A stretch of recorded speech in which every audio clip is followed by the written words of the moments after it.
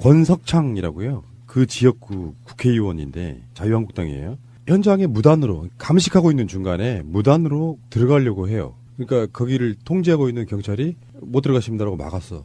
그러니까 전화기를 막 돌려. 왜 못 들어가게 하냐고 항의를 해. 그리고 들어가요. 가족들도 거기에 지금 통제가 안 되면 예. 증거랄까 이런 것들이 훼손될 수 있기 때문에 그렇죠. 화재 원인을 지금 파악해야 되니까. 출입 통제를 시켜놓고 있는 상황에서 나 국회의원이야 하고 들어가는 행태는 뭐예요? 진짜 무식한 짓이에요. 그러니까 밖에서 대기하면 돼. 예. 근데 이 사람이 왜 갔겠어요? 그 안에서 하지 말아야 될 짓을 한 게 그 목적이었어요. 인증샷. 사진 찍었. 예, 인증샷.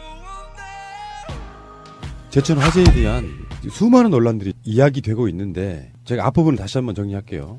논란들 중에 가족의 죽음 앞에 평정심을 가질 수 있는 저는 유족은 없다고 생각해요. 예.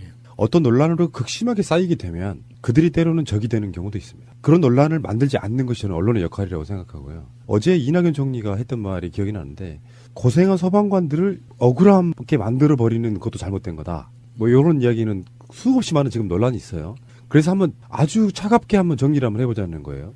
그 제천 화재 참사의 건물주와 관리인이 구속됐거든요. 저는 결정적으로 소방관들이 출동해가지고 골든타임을 놓쳤다, 뭐를 했다, 뭘 사다리차를 어쨌다 이런 것들은 다른 문제라고 생각해요. 서로 간에 실드가 가능하다는 거지. 어떤 열악한 환경, 숫자. 예, 예. 근데 결정적인 건 저는 이렇게 봐요. 스프링클러가 작동되지 않았다는 게 가장 큰 문제일 수 있어요. 꺼놨다는 거죠. 네. 스프링클러를 끄는 이유 중에 하나가 그것으로 인해 생기는 불편함들 때문에 그런 걸 거예요. 갑자기 막 작동을 한다든지 아니면 누수가 발생했다든지 예. 그런 이유로 꺼놔버리면은 이건 방법이 없는 거라고 생각이 들거든요. 그게 첫 번째고 두 번째는 불법 증축 이 부분도 그 안에 차 있는 연기가 이렇게 옥상이나 이런 데를 통해서 나갈 수 있는 방법이 다 사라져버린 상태가 됐더라고요. 예, 옥상에 개방되어 있어서 연기가 빠져나갔어야 되는데 통로를 통해서 옥상의 불법 증개축으로 인해서 막혀 있었죠.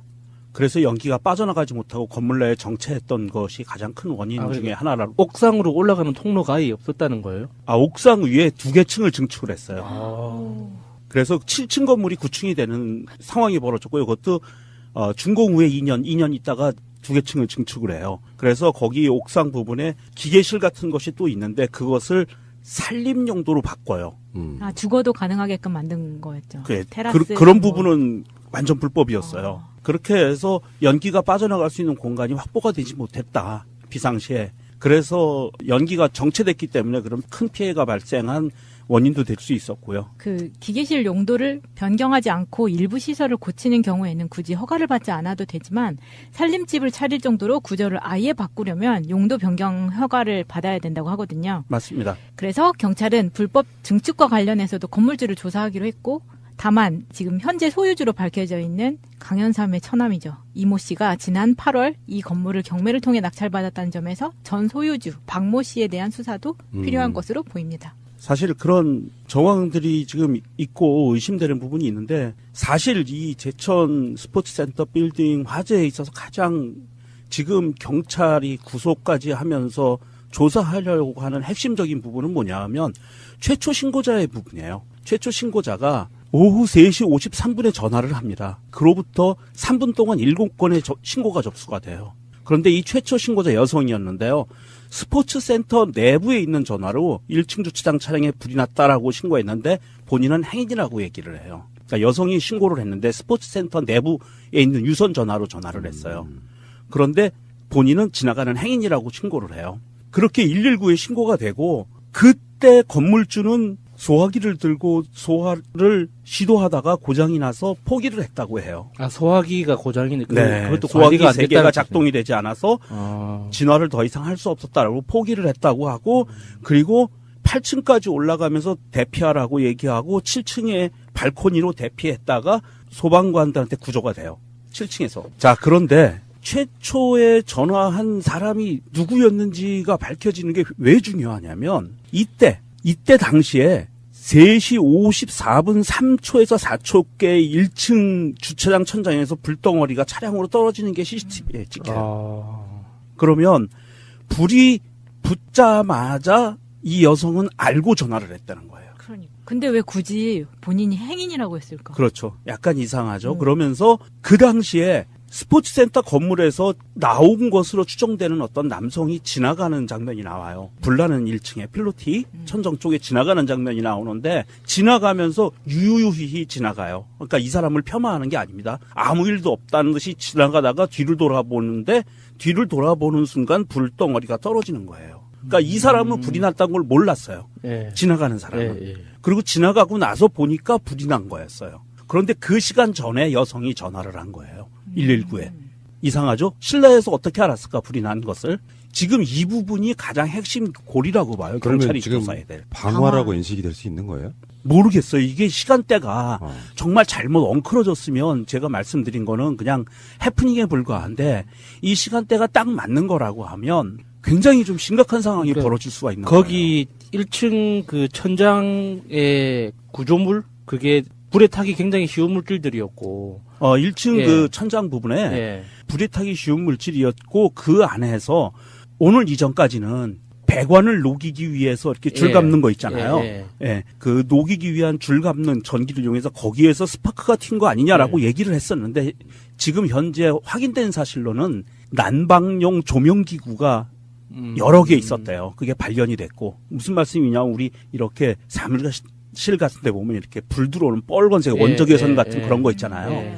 그런 걸로 추정이 돼요. 난방용 등기구로 있으니까. 요즘에 많이 쓰는 것 중에 하나가 그 1초 난방 조명이 있어요. 지금 예. 이제 걸어가지고 불 딱 켜면 뜨거운 예. 욕실내에서 많이 쓰는 건데 그런 것도 가능하다고 보고. 예, 그래서 그게 천장에 그 동파를 방지하기 위해서 그것을 넣은 것으로 추정이 되고 있고요. 그리고 그것이 날이 따뜻하니까 열이 받아서 화재가 시작된 거 아닌가라는 예. 추정을 하고 있는데 그러니까 요즘 날씨가 급격히 추워지면서 예. 거기 배관이 얼었다 녹았다 하는 그런 일이 계속 있었다고 하더라고요. 예, 그래서 예. 그 초기에 지하에 있던 그 빌딩 관리인인지 하는 분이 화재가 난 것 같아서 1층에 올라와 보니까 천정에서 불이 붙었다라고 이야기를 증언을 했었어요. 초기에. 그분이 얘기한 거하고 맞는 것 같아요. 그래서 난방용 동파 방지용 등기구에서 불이 시작된 것 같다라는 거는 이제 어느 정도 추정이 되는데 화재 신고 시간들이 조금 애매하기는 해요. 근데 그 부분 있잖아요. 그 유선 전화로 통화를 했다는 부분은 어느 정도 이해되는 부분이 있어요. 왜냐하면 신고자의 인적 사항을 다 말해야 될 경우에는 그냥 일반 행인이라고 말할 수 있다. 이 부분은 큰 문제가 되는 것 같지는 않습니다. 그 부분은 그 큰 문제는 아닌데 그냥 귀찮으니까 그렇게 그럴 얘기하는데 실내에 있던 분들이 어떻게 리얼타임으로 화재가 난 것을 알았을까? 그걸 알았는데 왜 대피하란 말을 안 했을까 이것도. 빌딩 소유주 사장님이 밖에서 외쳤다 그래. 여성 목욕탕이라 들어갈 수가 없고 남자니까 그렇게 소리쳐서 대피하라고는 얘기를 했다. 2층에 그렇게 이야기가 지금 나오고 있는 상황이고요. 많은 인명피해가 난 바로 그런 사건이고요. 이런 사건은 가장 중요한 게 뭐냐면 이것도 일종의 오랜 세월 동안의 적폐거든요. 예. 건축 자재라든지 만약에 소방관들의 잘못이 있다고 해도 그것도 오랜 세월 동안에 여러 가지 적폐가 쌓인 거예요. 제천에서 출동할 수 있는 인원이 소방관이 4명이다. 이것도 적폐예요. 그러면 그래서 이번에 왜 공무원 뭐 숫자 늘리는 그 예산안 통과시킬 때 그래서 민주당 쪽에서는 증원이 아니고 충원이라는 얘기를 계속 썼거든요. 예. 단순히 늘리는 게 아니고 부족한 자리를 메꾸는 거다. 법적인 것을 채우지도 못하고 있잖아요. 근데 보수 야당들 입장에서는 그런 얘기잖아요. 불도 안 날 건데 예산을 투입해서 월급 줄 이유가 없다. 이렇게 사실 그렇게 말을 한 거거든요. 근데 진짜 그 정말 적절하더라고요. 우리 김민석 원장님 하신 말씀이 어제 방송에서 북한이 안 쳐들어올 건데 군인은 그건 왜 훈련시키냐고 똑같은 논리라는 거죠. 그렇죠. 예. 자, 그런데 그렇게 돼서 그런 것들이 시스템적으로 바꿔내는 게 더 중요해요. 근데 누구는 누구를 실드 쳐야 하고 누구는 공격해야 되고 이렇게 급격한 논란으로 번지는 걸 누가 하고 있냐면 보수 언론과 야당이 하고 있는 거예요. 이 짓을. 왜? 일단 세월호 참사에 대한 니들 또 다른 게 없네. 지금 계속해서 나오는 논평들이랄까 발언들이 다 그런 식으로 나오고 있고요. 그리고 뉴스도 다시 한번 말씀드리는데 제가 뉴스 보고 경악해서 아예 그 부분을 빼버렸는데요. 유족들이 격앙돼서 대통령한테 하는 말이 여과 없이 그냥 그것도 생방송도 아니고 편집돼서 자기들이 만들어낸 꼭지로 나가요. 와, 이거 정말 악랄한 놈들이다. 어떤 극명하게 뭔가 대립전선을 만들어 놓잖아요. 그러면 그분들 케어하기가 힘들어요. 돌아가신 분들에 대한 기본적인 케어는 전 돼야 된다고 생각하고요. 그 가족에 대해서. 어쨌건 홍준표도 그렇고 장제원도 그렇고 대표적으로 이 두 썩은 입들이 하는 말도 정말 가관입니다. 특히 장제원 같은 경우 이런 얘기했죠. 박수현 청와대 대변인이 이제 페이스북에 올린 글이 여러분 다 보셨을 거라고 보는데 문재인 대통령이 돌아오실 길에. 예, 흐느꼈다 이런 느낌 이야기를 했어요. 그게 흐느꼈다, 그러니까 그들 입장에서 보면 흐느낀 것이 뭐 그렇게 대수냐 이렇게 생각할지 모르겠지만, 저는 그런 얘기 하나 드리고 싶네요. 세월호 사건도 그런 상황에서 유가족들 입장에서는 무슨 소리인지 할 수 있어요. 예. 근데 그거를 박근혜는 피했단 말이죠. 그것도 단상 위에 올라가서 무릎 꿇고 있는 엄마에 대해서 어떻게 되겠습니까? 문재인 대통령 유가족들마다 무릎 꿇고 다 위로를 했어요. 상욕을 들으면서 대통령이. 예. 우리 입장이 되게 민망하잖아요. 죄송하고. 근데 그렇게라도 해야 그분들 입장에서 시간이 좀 지난 뒤에라도 그래도 문재인 대통령은 또는 국가는 우리를 보호하고 있구나. 내 이야기를 들어주고 있구나라는 그 생각을 할 거라는 문 대통령의 생각인 거예요. 여기라도 들어주는 게 예. 대통령이다. 예. 근데 솔직히 말씀드려서 문재인 대통령 이 점 정말 좋은 점이지만 한편으로 약간 좀 반대하는 부분도 있어요. 그러면 문재인 대통령이 사고 날 때마다 다 가야 돼요. 이런 부분에서는 조금 더 낮출 필요가 있다고 생각해요. 나중에 그런 인명사고가 또 났을 때 문재인 대통령 또 왜 안 왔냐의 문제가 생길 수 있다고 생각이 들거든요. 근데 이제 그건 다른 문제고. 그래서 문재인 대통령 참모로서 박수현 대변인이 그런 이야기를 올린 거에 대해서 비판이라는 게 이런 거예요. 박수현 대변인은 유가족의 울부짖음은 들리지 않는가? 이 자체가 사실 논리적으로 말이 안 되는 거예요. 그 유가족들의 울부짖음을 들으러 간 사람에 대한 상황 설명인데 그렇죠. 뜬금없이 왜 이런 질문이 나와야 되냐고. 장제원이 자유한국당 원내대표 경선 과정에서 대변인 그만두겠다고 했었죠. 한성교 의원이 맞아요. 막말하는 바람에. 진정성 없는 새끼. 예. 근데 왜 지금 와가지고 개소리를 이렇게 찌끄리고 있는지 모르겠어요. 그러니까 이 사람들은 진짜로 네. 그만두고 싶은 생각이 없어. 자리가 엄청 중요한 사람들. 유연히 생각해봐요. 라이언이랑 나타나가지고. 그리고 그 다음에 보면은 집권 8개월 만에 권력 주변이 아첨꾼들로 북적대는 걸 보니 이 정권의 미래도 썩 밝아 보이지는 않는다. 대형 참사 앞에서 대통령이 해야 할 일이 겨우 울먹이는 것인가? 대형 참사 앞에서 참모진이 해야 할 일이 오로지 대통령의 숨소리에 귀 기울이는 것인가? 이 말 속에서 자기들도 아청꾼들이었다는 거를 딱 인정하고 있죠. 이 정권도. 예. 아니 권력 주변에 지금 아청꾼이 누가 있나요? 박수현 대변인 보고 얘기한 건가요? 그렇죠. 그러면서 그때 그 이야기까지 했잖아요. 뭐 이승만 때 각하 그 얘기까지 지원하시겠습니다. 나왔어요. 그 얘기까지 했다고 이 사람이. 참나. 아 그게 무슨 아첨이야. 이게 공감력이 떨어져서 그런 거예요. 그러니까 정파 이런 걸 떠나가지고 사람이 많이 죽는 참사가 발생했어요.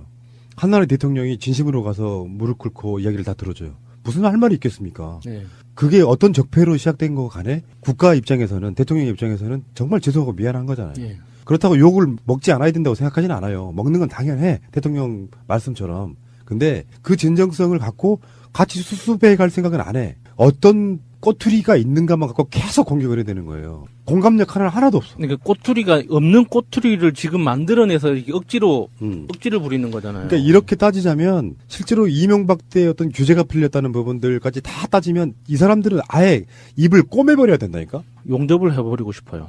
그래서 건물 쉽게 짓고, 왜냐하면 그들 정책이 그런 거였었거든요. 예. 건물 쉽게 짓고 부동산 품 계속 옮겨야 되기 때문에 건물 신축하고 증축하는데 돈이 많이 들어가면 안 돼. 그러니까 쉽게 다 허가해주고 막 이런 부분들이 예전부터 오랫동안 내려온 어떤 상황들이에요. 그러면 이게 대통령 입장에서 반대로 말이에요. 비판은 이렇게 할 거야. 반대면 반대는 항상 그런 거야. 안 갔어 아직까지. 대통령은 국민의 목소리에 기울이지 않는가라고 공격할 것이고, 가서 눈물도 안 흘리고 그냥 묵묵하게 돌아왔다면 대통령은 공감력이 떨어진 사람이라고 공격할 것이고, 뭐 어쩌라는 거니.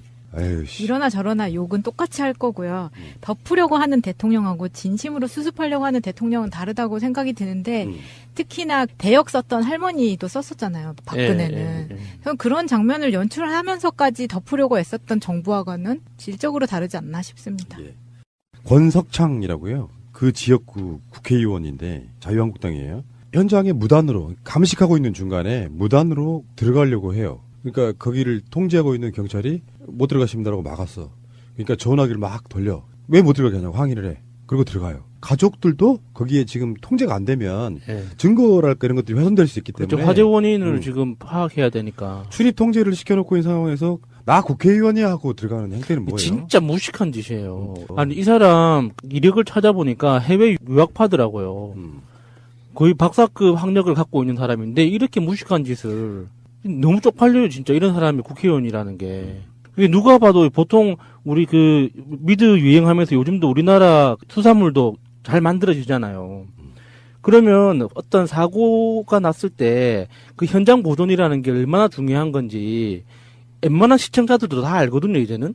그래서 어떤 뭐 살인 사건이 나든 화재 사건이 나든 사고가 나면 거기 현장 보존하고 과학수사대에서 어떤 결과가 나올 때까지는 그 철저하게 통제된다는 거는 다 상식이잖아요. 그러니까 밖에서 대기하면 돼. 예. 근데 이 사람이 왜 갔겠어요? 그 안에서 하지 말아야 될 짓을 한 게 그 목적이었어요. 인증샷. 그러니까. 사진 찍어. 예, 인증샷. 안철수가 그 옆에 몇 명을 거느리고 가서 그 건물을 배경으로 해서 일렬로 쭉 써서 마이크 대고 얘기하는 인증샷을 찍었어요. 그리고 났는데 이게 본인이 지역구인데 늦었잖아요. 화재 초기에 가가지고 뭔가 애쓰는 모습을 찍힌 것도 아니고 그러니까 뭔가 자기는 다른 샷을 만들어냈어야 되는 그렇지. 거예요. 의정활동 보고서 같은 거. 그렇죠. 거기에 화재 참사난 곳에 가서 원인 파악을 위해서 노력하고 있다. 그래서 뭐 이런 촬영이 금지된 현장 검증이 진행되고 있는 촬영이 금지된 심지어는 유가족분들도 그 협조를 하느라 촬영하지 않은 장소에 들어가서 인증샷을 찍은 거예요. 심하죠. 저는 한 발짝 더 들어가서 이 건물의 실소유주로 의심받고 있는 강현삼과 권석창은 고등학교 동문입니다. 아 그래요? 그래서 이 제천에서는 이 둘이 친한 게 되게 유명하다 그래요. 그리고 본인이 경찰 출신이기 때문에 그 권력을 이용해서 들어간 거잖아요. 그래서 이 안에 들어가서 뭔가 증거 물품이라던가 지금 강현삼도 그 건물 안에 진입을 할 수가 없는데 거기에 뭔가를 부탁받고 혹은 그런 짓을 하러 들어간 건 아닌가. 이분이 방송 한 1, 2년 만에 음모론자가 다 되셨네. 뭐 그럴 수는 있지. 근데 그건- 의심을 할 수는 있어요. 뭐 이게 보통 자유한국당 부류의 대표적인 모습이기도 하고요. 네. 이 사람만 그러는 것도 아니고. 그리고 예전에 왜 인증샷이라고 하는 게 그들한테는 생명 같은 걸 수도 있어요. 보통 보면은 뭐 세월호 관련해가지고 그 목포 신안 같은 데 가서 무슨 자랑하듯이 사진 찍고 오는 그런 모습은 진짜 아니라고 보고 이렇게 포즈를 취해서 하는 뭐 사진 찍는 거 말고요. 자연스럽게 뭔가를 하는 상황에서 사진이 찍히는 정도까지는 나쁠 수 없다고 보는데 기념수 사진 이런 느낌으로 사진 찍지 말라는 거예요. 정말 명백하게 상식 밖의 짓이죠. 누구나 다 아는 건데. 지금 이 부분이 가장 핵심 골이라고 봐요. 그러면 경찰이 지금 조사해야 될. 방화라고 방화. 인식이 될 수 있는 거예요? 모르겠어요. 이게 시간대가 어. 정말 잘못 엉클어졌으면 제가 말씀드린 거는 그냥 해프닝에 불과한데 이 시간대가 딱 맞는 거라고 하면 굉장히 좀 심각한 상황이 그러니까 벌어질 수가 있는 거기 1층 그 천장의 구조물 그게 불에 타기 굉장히 쉬운 물질들이었고. 거예요. 1층 예. 그 천장 부분에 예. 불에 타기 쉬운 물질이었고 그 안에서 오늘 이전까지는 배관을 녹이기 위해서 이렇게 줄 예. 감는 거 있잖아요. 예, 예. 그 녹이기 위한 줄 감는 전기를 이용해서 거기에서 스파크가 튄 거 아니냐라고 얘기를 했었는데 지금 현재 확인된 사실로는 난방용 조명기구가 여러 개 있었대요. 그게 발견이 됐고 무슨 말씀이냐 우리 이렇게 사무실 같은 데 보면 이렇게 불 들어오는 빨간색 예, 원적외선 예, 같은 예. 그런 거 있잖아요. 예. 그런 걸로 추정이 돼요. 난방용 등기구로 있으니까. 요즘에 많이 쓰는 것 중에 하나가 그 1초 난방 조명이 있어요. 예. 이제 걸어가지고 불 딱 켜면 뜨거운 예. 욕실내에서 많이 쓰는 건데 그런 것도 가능하다고 보고. 예, 그래서 그게 천장에 그 동파를 방지하기 위해서 그것을 넣은 것으로 추정이 되고 있고요. 그리고 그것이 날이 따뜻하니까 열이 받아서 화재가 시작된 거 아닌가라는 예. 추정을 하고 있는데 그러니까 요즘 날씨가 급격히 그래서 연기가 정체됐기 때문에 그럼 큰 피해가 발생한 원인도 될 수 있었고요. 그 기계실 용도를 변경하지 않고 일부 시설을 고치는 경우에는 굳이 허가를 받지 않아도 되지만 살림집을 차릴 정도로 구조를 아예 바꾸려면 용도 변경 허가를 받아야 된다고 하거든요. 맞습니다. 그래서 경찰은 불법 증축과 관련해서도 건물주를 조사하기로 했고 다만 지금 현재 소유주로 밝혀져 있는 강현삼의 처남이죠. 이모 씨가 지난 8월 이 건물을 경매를 통해 낙찰받았다는 점에서 전 소유주 박모 씨에 대한 수사도 필요한 것으로 보입니다. 사실 그런 정황들이 지금 있고 의심되는 부분이 있는데 사실 이 제천 스포츠센터 빌딩 화재에 있어서 가장 지금 경찰이 구속까지 하면서 조사하려고 하는 핵심적인 부분은 뭐냐 하면 최초 신고자의 부분이에요. 최초 신고자가 오후 3시 53분에 전화를 합니다. 그로부터 3분 동안 7건의 신고가 접수가 돼요. 그런데 이 최초 신고자 여성이었는데요.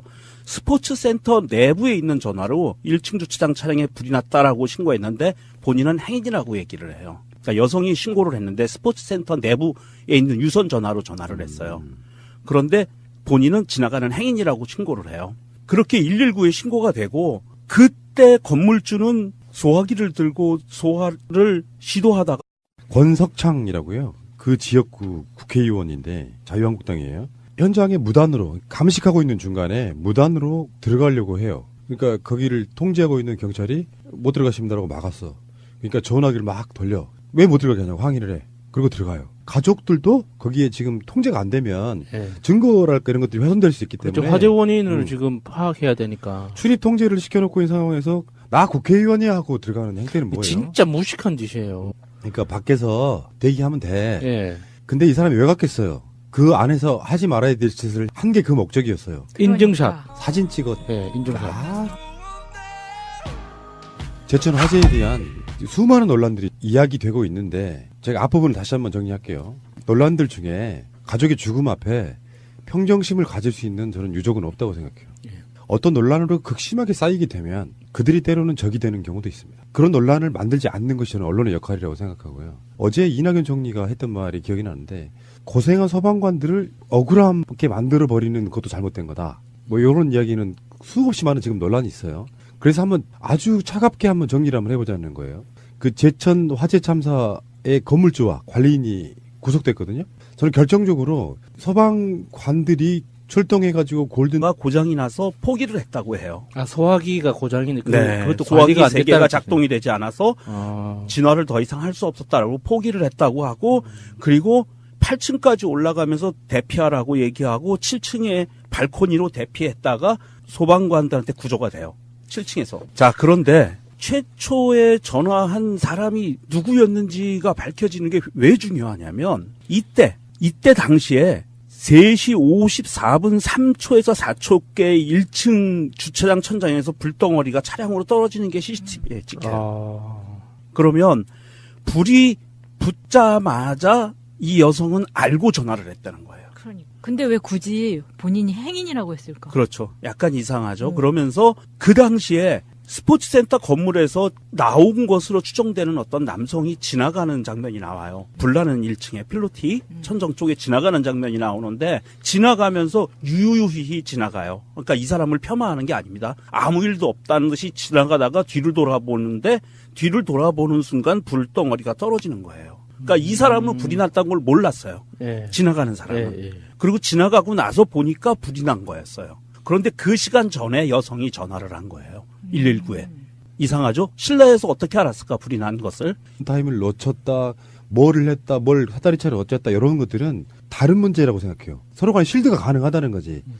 어떤 열악한 환경, 숫자. 예, 예. 근데 결정적인 건 저는 이렇게 봐요. 스프링클러가 작동되지 않았다는 게 가장 큰 문제일 수 있어요. 꺼놨다는 거죠. 네. 스프링클러를 끄는 이유 중에 하나가 그것으로 인해 생기는 불편함들 때문에 그런 걸 거예요.